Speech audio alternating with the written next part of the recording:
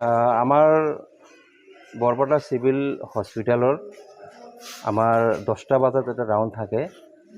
তে আমি চিকিউৰিটিৰ লগত লৈ আমি ৰাউণ্ডটোত গৈছোঁ।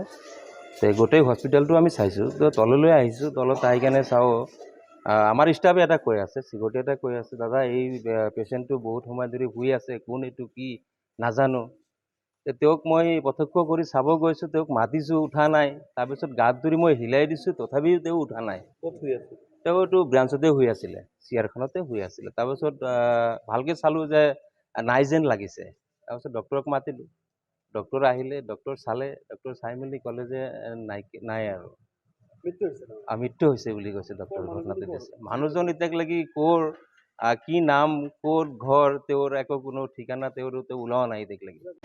মই আজি ৰাতি নাইট ডিউটিত যেতিয়া আহিছোঁ, ৰাতি সন্ধিয়া 8টা বজাৰ পৰা, তো তেতিয়া আহি পেলাই মই যেতিয়া এইটো ৰুমত ডিউটি কৰি আছোঁ, ডিউটি কৰি থকাতে পেচেণ্ট আহি আছে, চাই আছোঁ। কিন্তু এৰাউণ্ড 10:30 মান বজাত এজন আমাৰ আৰক্ষী ইয়াতে আহি পেলাই মোক ক'লে যে এটা আনন'ন ডেড বডি, এটা মানে মাইকী মানুহ এজনী শুই আছে, মাতবোল দিওঁতে কোনো কথা পতা নাই, অলপ চাই দিয়ক।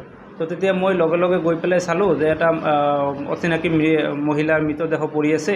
তো তেতিয়া মানে এক্সামিনেশ্যন কৰিলোঁ, পালছ, BP বা কোনো মুভমেণ্ট নাই, কোনো ৰেছপন্স নাই।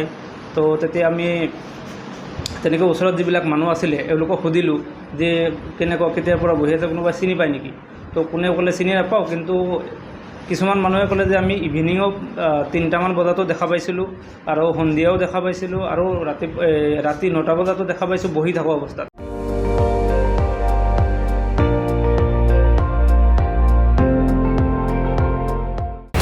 আপুনি চাই আছে ND24, সৰ্বশ্ৰেষ্ঠ নহয়, সৰ্বোত্তমৰ দৌৰত।